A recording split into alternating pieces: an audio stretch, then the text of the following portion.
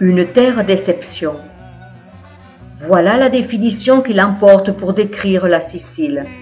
Autrefois appelée Sicanie ou Tricanie, la Sicile, île chauffée par le soleil occupant une position stratégique en Méditerranée, est animée par l'Etna, partagée entre plages de sable et vallées, entre ruines grecques ou romaines et villes baroques.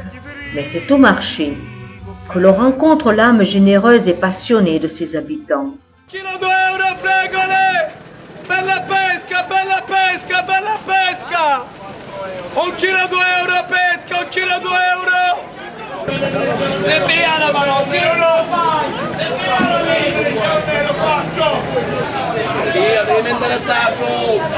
Aspetta che sei chiuso.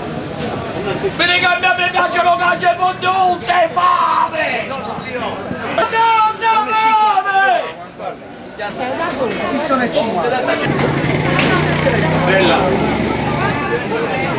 Un chilo, 4 kg abbiamo detto!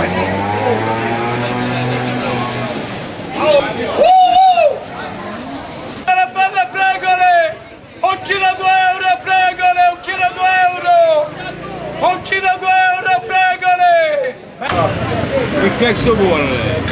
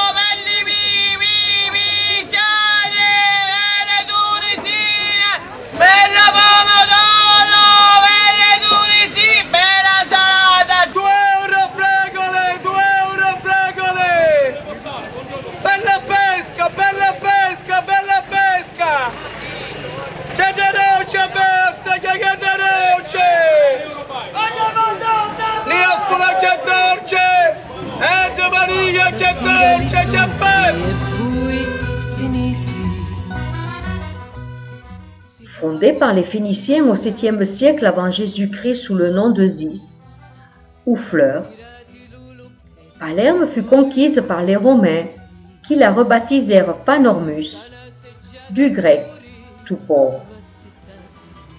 Son nom actuel vient de la langue arabe.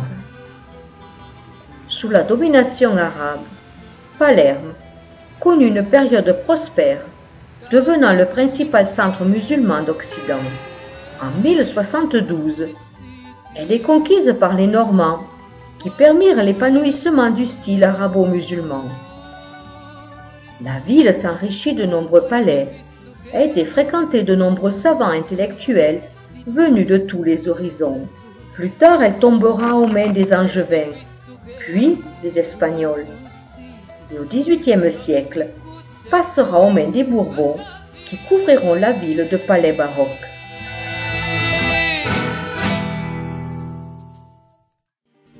Il est probable qu'une forteresse se dressait à la place du palais normand à l'époque carthaginoise. Le palais, résidence royale sous les Normands, ces derniers s'employèrent à l'embellir et l'agrandir, et c'est la chapelle palatine qui en est le symbole. Les mosaïques, de facture esquisse, sont faites d'émail et de feuilles d'or collées sur des tesselles de verre. Ce procédé rend les mosaïques particulièrement brillantes.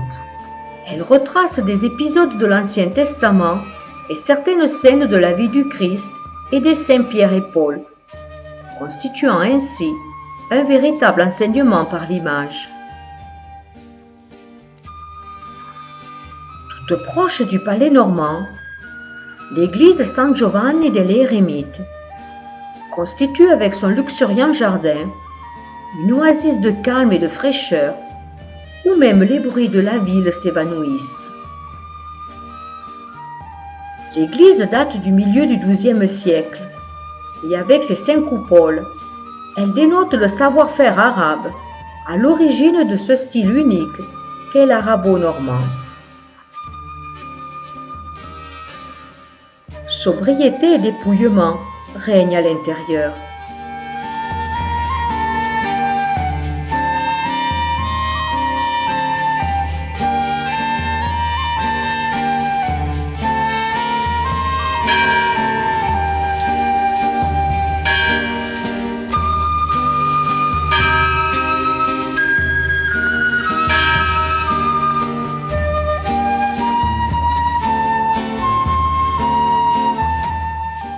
Du monastère contigu, il n'en reste aujourd'hui qu'un charmant petit cloître datant du XIIIe siècle.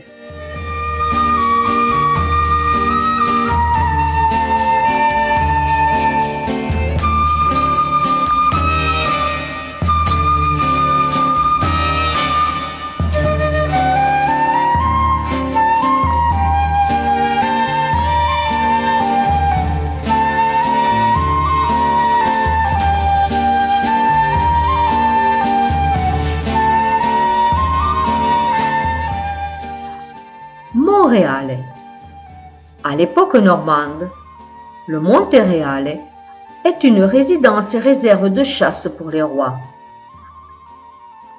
La légende veut que la Sainte Vierge soit apparue en songe à Guillaume II, lui suggérant de bâtir une église à cet endroit avec l'argent dissimulé par son père, dans une cachette dont elle lui révéla l'emplacement. On voulut l'édifice grandiose pour rivaliser avec la chapelle palatine de Palerme.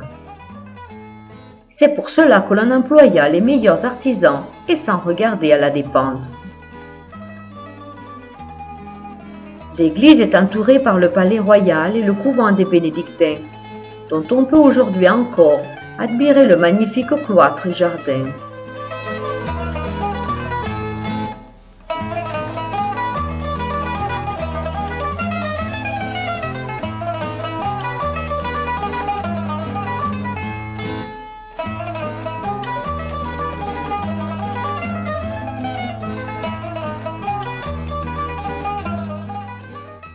Ce cloître est une merveille de délicatesse où se rencontrent l'esprit du christianisme et l'architecture arabo-musulmane.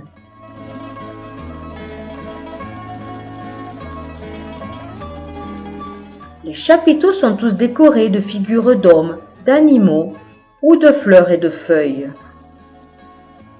Ils racontent pour la plupart des épisodes bibliques avec une liberté d'interprétation qui confine souvent au fantastique.